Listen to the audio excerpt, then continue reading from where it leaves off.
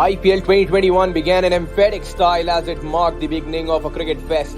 Kohli's Royal Challengers Bangalore came out on top against defending champions in a thrilling contest. Now the action shifts to Mumbai for a match to watch out for as last year's runner-up Delhi go against the Chennai Roar. With players like Shaw and Dhawan, Delhi will go full-on attack, but Yellow Army will still stay calm as they have Chinnathala back. Experienced Ishant Sharma or young Shardul Thakur for the win. Meanwhile, Jadeja will be up against his friend Ravi Ashwin. As Delhi Capitals begin their campaign under a newly appointed leader, get ready for an epic encounter between the talented student and his amazing teacher. Ladies and gentlemen, what first half? Absolutely sensational stuff by Delhi Capitals, of course. And that innings by Moeen told the world that he belongs to this level. He wasn't able to do similar thing for Royal Challengers Bangalore, but under a new captain, under new management, he is producing some sensational stuff. 36 runs for him, and of course Chinnathala, Suresh Raina is back, and he is showing his class. To discuss all of it, I have of course been joined in with my two friends, Arohi and Ashwin, who will be with us. And Ashwin, what a start this has for Delhi Capitals, of course. One thing is for sure, we did not expect something like this from Delhi because Ishant Sharma, we expected him to be in the picture, but unfortunately because of his injury, Avesh Khan came in and he produced a performance like Harshal Patel did yesterday for Royal Challengers Bangalore. Initial thoughts, Ashwin? Hi, Vedant. Thanks for having me again. I think calling it a performance of Harshal Patel is a bit of a stretch right now. The game has just started. I've personally not been a fan of Avesh in the past. He's always been a bowler who leaks too many runs.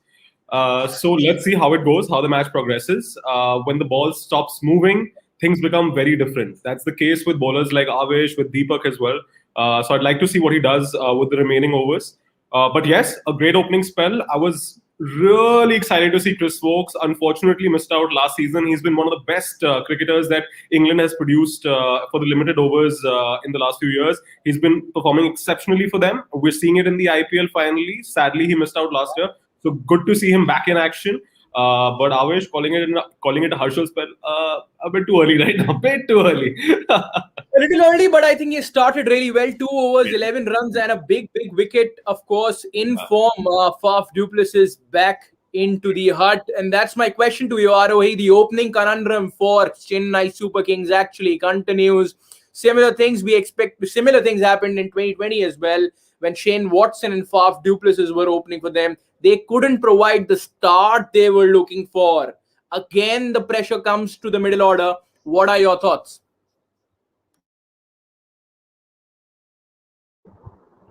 So you're correct there. Like, the opening has always been a problem, and this time it looks like it is going to be a problem again. You have Robin Uthappa to play in the opening. You have Moeen Ali. You have so many players to choose from this time. Ruturaj Gaikwad did really well in the 3 games which he was given in the last season.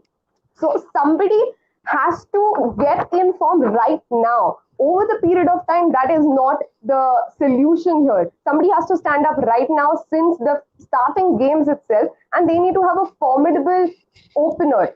Because after that, they have a lot of players who can play. They have 10 players in their lineup today who can bat, The lower order is not the issue. The opening is the issue, and they need to do something about it. Faf was good last season. If he can continue, get that form back, probably the issue might be solved.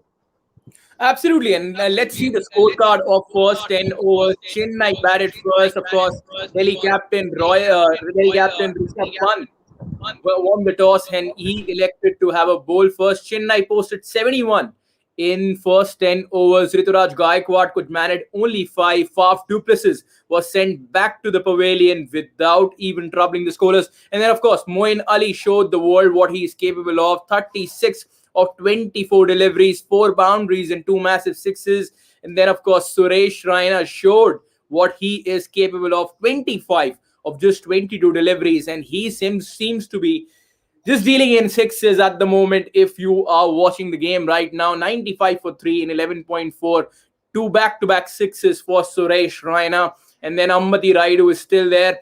Ashwin, my next question to you. Mahendra Singh Dhoni will be batting at number 6.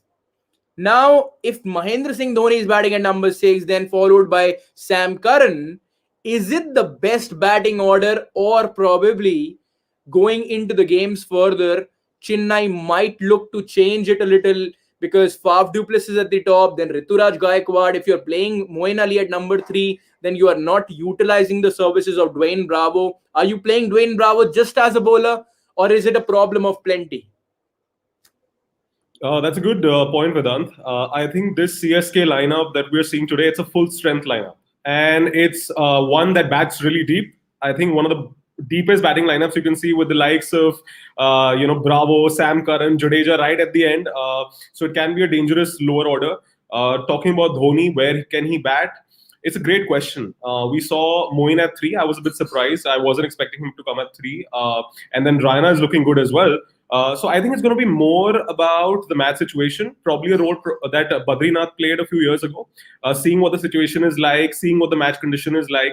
If the team's going well, if Raina continues to show this kind of form and fitness, again, really surprised the way he targeted Ashwin today. I was completely bowled over by that. Because Delhi was really banking on Ashwin to get in some tight overs since some of their premier bowlers are unavailable today. No Rabada, no Nokia, no Ishant, no Umesh as well. So Ashwin had to play a key role, but he was being targeted by the likes of Raina and Ali. So quite a fix there. Let's see what happens as the tournament goes on. But yeah, I see Dhoni as a floater now, depending on the match situation, because they have some great firepower low down the order with the likes of Curran and Jadeja. And about Bravo, I think he'll remain a bowler in this lineup. I don't think he'll get much to bat. Absolutely, he will be a bowler in this great batting lineup, I would say, because if Suresh Raina plays in the way he is playing, then of course Ravindra Jadeja, we all know what he is capable of. Then the sacrifice of one man actually continues, and his name is Mahendra Singh Dhoni. He sacrifices for everybody in the team, and he's showing once again that sacrifice is a synonym of his name. Arohi, my next question to you, and that's a very, very important one. 70 odd runs be managed in the first 10. What will be the expectations going forward? Because Suresh Raina, he is looking as if he did not go anywhere. He's playing a game for Chennai Super Kings after 699 days. But it is not looking in the way he's playing at the moment.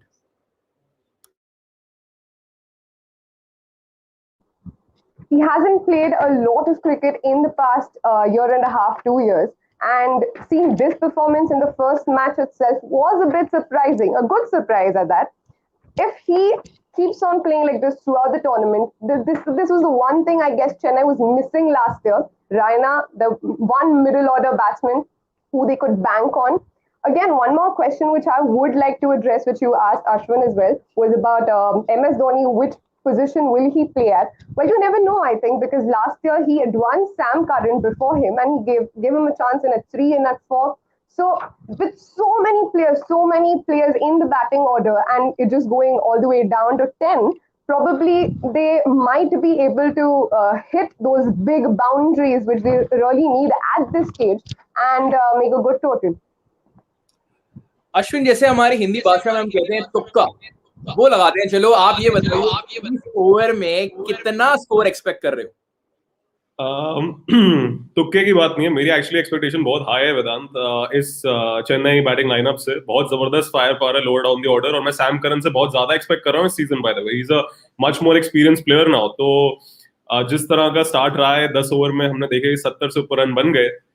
Slow शायद रहा होगा, लेकिन cover up करने वाले हैं लोग. तो मुझे लग रहा है कि आप और क्योंकि उनको विनिंग टोटल चाहिए, इट्स अ पिच जहां पे हाई टोटल आपको चाहिए होता है अगर आपको मैच जीतना है.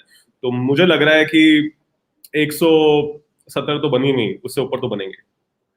170 से 180 के बीच में अगर बनाती है चेन्नई तो काफी अच्छी फाइट दे पाएगी. दिल्ली के पास भी काफी अच्छा बैटिंग ऑर्डर, शिखर धवन, पृथ्वी शॉ दोनों ही फॉर्म के अंदर. उसके बाद अजिंक्य रहाणे खेलेंगे नंबर 3 पे.